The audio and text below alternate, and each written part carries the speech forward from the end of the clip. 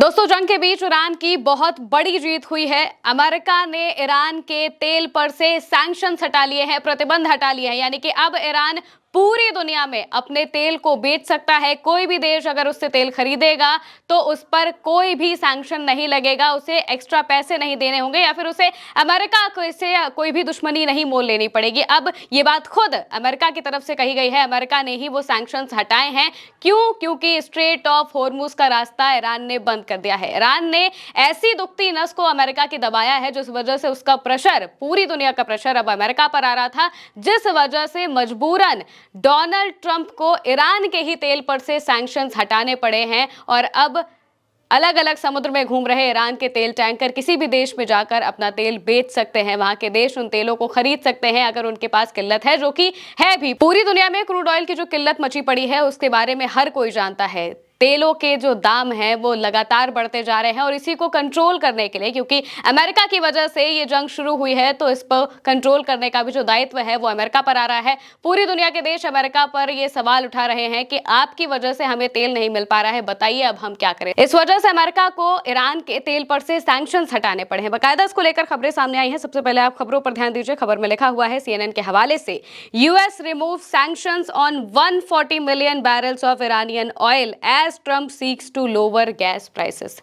Trump को अब मजबूरन, क्योंकि उन्हें गैस प्राइसेस को कम करना है, तो उन्हें ईरान के तेल पर से सैंक्शंस हटाने पड़े हैं। 140 मिलियन बैरल का ईरान का तेल है जो कि समुद्र के अलग अलग जगहों पर उसके शिप्स मौजूद हैं और इन शिप्स पर मौजूद तेल पर से सैंक्शंस को ईरान के हटा दिया गया है। बीबीसी के हवाले से भी लिखा गया है, US lift sanction on some Iranian oil as gas prices soar. The Guardian में लिखा हुआ है, US lift sanction on Iranian oil at sea in a bid to ease supply pressure. Supply pressure को कम करने के लिए अमेरिका ने इन सैंक्शंस को हटाया है। इसको लेकर लेटर भी जारी हुआ है। लेटर में देखिए लिखा हुआ है, department of the treasury Washington DC 11 sanctions थे ईरान के ऊपर, अलग अलग टाइम पर लगाए गए, अलग अलग वजहों से लगाए गए। वजहें भी इसमें लिखी गई हैं, जिसमें लिखा है Iranian transaction and sanction regulation 31 CFR part, और तमाम तरह के जो सैंक्शन है वो लगाए गए थे। कुल मिलाकर ये 11 सैंक्शन है जो कि ईरान के ऊपर लगे हुए थे। इसका मतलब ये होता है कि अमेरिका की तरफ से प्रतिबंध लगाए गए ईरान के तेल पर। अब अगर वो किसी भी देश को अपना तेल बेचेगा और वो देश उससे तेल खरीदेगा तो दिक्कत दूसरे देश को होगी, ईरान को नहीं होगी, लेकिन दूसरे देश को ये दिक्कत होगी कि अगर वो तेल खरीदता है तो उसे अमेरिका को जवाब देना पड़ेगा या फिर पैसे ज्यादा देने पड़ेंगे, टैरिफ देना पड़ेगा, और ये तमाम चीजें होती हैं जिस वजह से ही सैंक्शन्ड ऑयल कोई नहीं खरीदता है।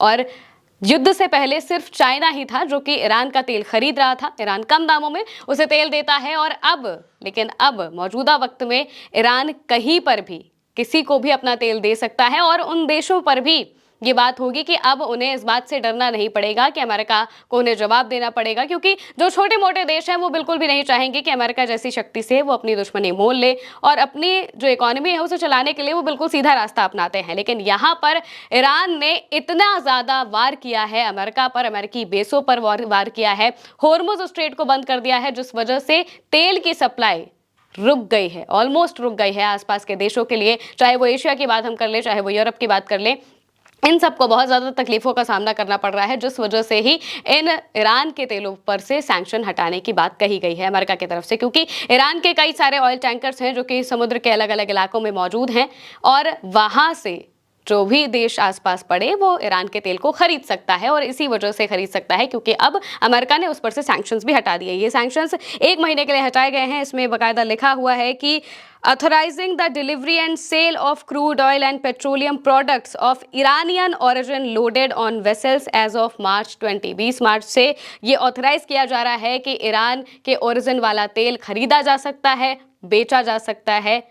ये जिस भी वेसल में मौजूद होगा उन सबको वो खरीद सकते हैं या बेच सकते हैं। 19 अप्रैल 2026 तक ये वैलिड होगा, यानी कि 1 महीने के लिए उन्होंने ये सैंक्शन हटाया है। लेकिन जंग जिस हिसाब से चल रही है, हमें ऐसा लग रहा है कि आगे भी उन्हें ये सैंक्शन बढ़ाना पड़ सकता है कि वो इस सैंक्शन को हटाए रखे, क्योंकि ईरान जिस तरीके से लगातार हमले कर रहा है, अपनी रेंजेस को बढ़ा रहा है, वो ये बता रहा है कि हम रुकने वाले नहीं हैं। और यहाँ तक कि ट्रंप अब इस बात को कहने लगे हैं कि हम सीज फायर करना चाहते हैं, लेकिन हमें बार बार रिजेक्शन मिल रहा है। बाकायदा ये बात कही जा रही है। एक पोस्ट सामने आया है, पोस्ट में आप देख सकते हैं लिखा हुआ है टाइम्स ऑफ ईरान के हवाले से, breaking, president Trump says the US wants to talk to Iran but there is nobody to talk to because their leaders are all gone. Reality क्या है? Trump has tried contacting the Iranian foreign ministry and office of Khamenei regarding a ceasefire but was rejected every time. Trump खुद को बहुत महान दिखाने के लिए इस बात को कह रहे थे कि मैं बात करना चाहता हूं सीज फायर के लिए, लेकिन उनके तो सारे लीडर चले गए हैं, तो हम भला बात किससे करें। लेकिन डोनाल्ड ट्रंप ने बात करने की कोशिश की फॉरेन मिनिस्ट्री से, खामनेई के ऑफिस में, लेकिन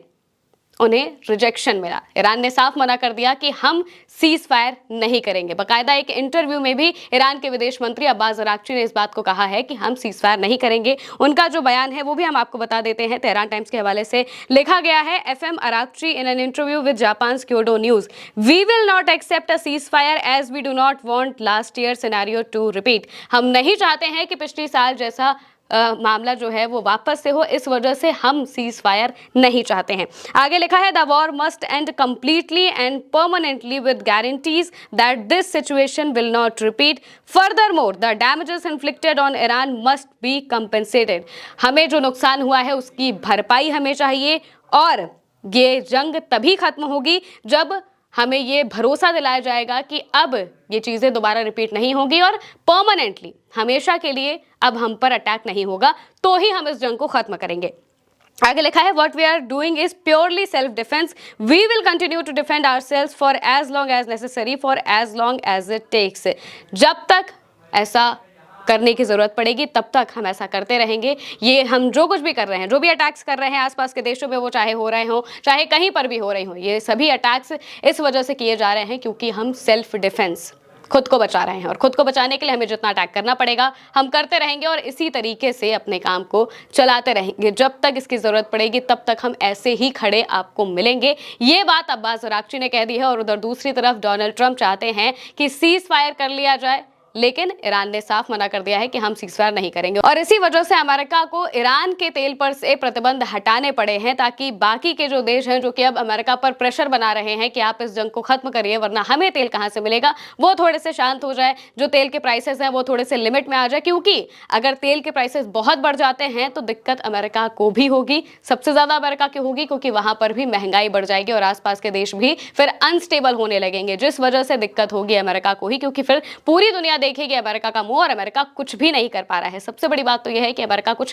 कर नहीं पा रहा है और इसी वजह से अमेरिका की जो ताकत है वो छीड़ होती हुई, कम होती हुई दिखाई दे रही है। और तभी मौजूदा वक्त में उन्हें ईरान के तेल पर से सैंक्शन हटाना पड़ा है। जाहिर सी बात है कि ईरान अब अपना तेल बेचेगा तो वो पैसा कमाएगा, और पैसा कमाएगा तो उस पैसे का इस्तेमाल वो ईरान को और मजबूत करने में लगाएगा। यानी कि एक तरफ तो अमेरिका कंगाल हो रहा है इस जंग की वजह से, हर दिन 1 बिलियन से भी ज्यादा का खर्चा अमेरिका का हो रहा है, और अब तो पेंटागन ने भी $200 बिलियन की मांग की थी ईरान से जंग लड़ने के लिए, क्योंकि उन्हें अपने नए हथियार बनाने हैं।